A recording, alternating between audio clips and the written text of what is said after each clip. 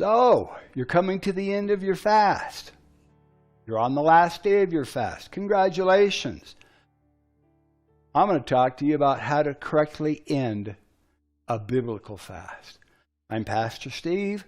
Our church is La Viña de Gracia in La Calera, Colombia, just outside the capital city of Bogota in Colombia. So how to correctly end a biblical fast. You've been following with us, and we're coming to the end of our 40-day declared time of prayer and fasting. Our campaign is called Declaring War in the Heavenlies and Victory on the Earth. And we are ending our biblical fast in the next few days. So you've been following with us. Let me give you some practical tips that I have learned over the years. It doesn't matter if you did a 3-day fast or a 7-day fast or a 14 or a 21-day fast, or even if you did a 40-day fast. Now is the time to end the fast and to rejoice and to celebrate.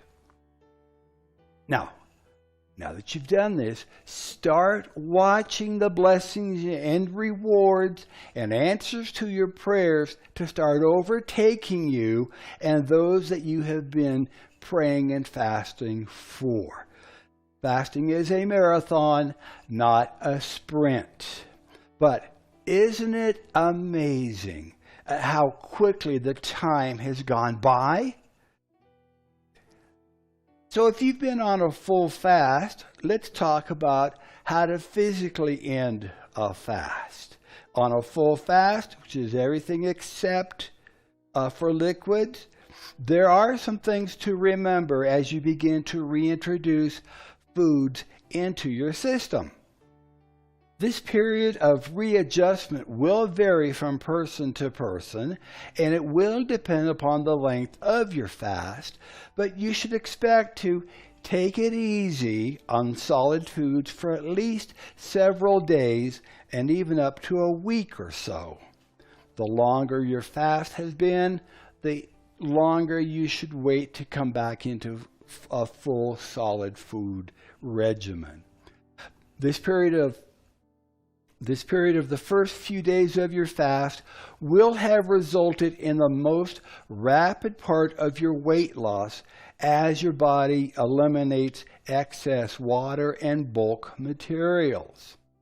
You have probably lost between half to 3/4 of a pound per day while on your fast. So a 14-day fast normally results in weight loss between 10 and 14 pounds, and a 21-day fast may have resulted in a weight loss of 15 to 20 pounds.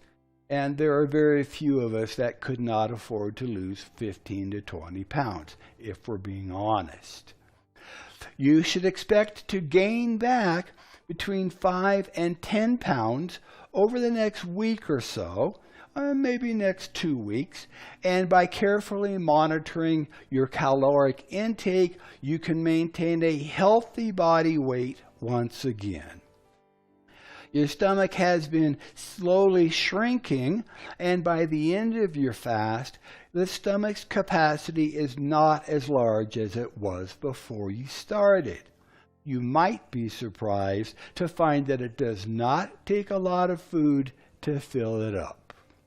In fact, you might find that your pre-fast grazing habits and emotional feeding no longer exists. So why reintroduce bad habits now that you've completed your fast? The organs in your body that are usually involved in processing and digesting the food have taken a rest and will wake up gradually as you begin to eat solid foods once again. So when you break your fast, be careful with how much you eat, what you eat, and how you eat it. Give your stomach and organs time to return to normal size and to wake up fully. Now, when breaking a fast, now is the time to really change your pre-fast normal types of food, and you should consider eating healthier. I will usually start off with fruits and juices, preferably fresh squeezed. And just remember that for the first 24 to 48 hours, you might experience a bit of diarrhea, and the juices will pass through your system quickly at first. Be prepared and plan ahead. This is another excellent reason not to splurge and start eating solid foods right away. Try drinking the juices and eating the fruits and vegetables every 3 to 4 hours, which allows your system to readjust more easily. Yogurt can be introduced fairly early on after breaking your fast. Fresh soups are also very easy on the body, and after a few days, you might want to include some starches such as bread, potatoes, or rice, but it is best not to add too much sugar at this point. Eat slowly. Chew your food thoroughly. Chew your food well so that it is introduced to your stomach in a liquid form. As you feel full, stop eating. And as tempting as it might be, do not break your fast with highly processed foods such as McDonald's French fries or hamburgers. Now, if you had been fasting for a longer period of time, the food will not taste the same as you remembered. And after all the hard work and efforts, why toss it aside with junk food? So, how can you win your fast spiritually? Well, even though you can rest physically, now is not the time to rest spiritually. Let me say that again. This is an important point. Even though you can rest physically, now is not the time to rest spiritually. Now, here's what I mean by that. Your enemy, the devil, may try to tempt you or to attack you as you begin to walk in the blessings that are following after you. Not only are they following after you, they are overtaking you. James chapter 4, 7 and 8 instructs us to submit yourselves therefore to God. Resist the devil and he will flee from you. Draw nigh to God and God will draw nigh to you. Even Jesus, after his 40 days of fasting and prayer time in the wilderness, he was tempted by Satan. And you can read that in Matthew chapter 4, Mark chapter 1, and Luke chapter 10. In other words, you should expect to be tested in your faith and resolve. 1 Peter chapter 5, verses 8 and 9 tells us that Satan is like a roaring lion, seeking whom he may devour. But remember, Satan is only like a roaring lion, and in reality has lost power over your life as a result of your fast. Throughout your fast, you have been consecrating your life and focusing on the things of Jesus.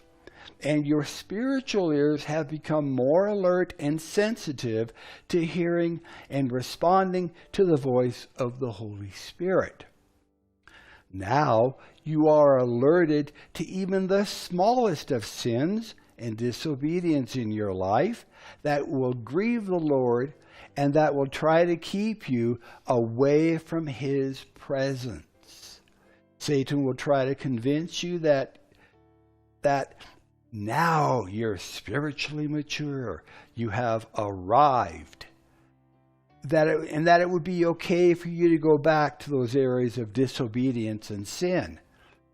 It would be a very subtle attack and will not even seem like it's happening. But be alert. Be disciplined and be intentional in your pursuit of the Lord. Now, as you have now finished your time of fasting, this would be an excellent time to give a celebration offering to the Lord. This offering should be something that is of importance to you, and it can be a financial offering or a time offering or even an offering of service and dedication to Jesus. Congratulations once again. You have run the race to win, and you can expect your prayers to be answered fully, completely, and publicly. Be sure to continue in your consecration and dedication. Do not let go of the spiritual momentum that you now have. Be sure to continue in prayer daily as you seek the Lord in all areas of your life, and consider making fasting a part of your spiritual consecration. Even if you decide to fast for 3 days every month, make it a declared time of fasting and prayer, and make it a matter of spiritual importance. May the Lord continue to bless you, to protect you, to prosper you as you continue to follow hard after Him. I'm Pastor Steve, and we'll see you next time. God bless you.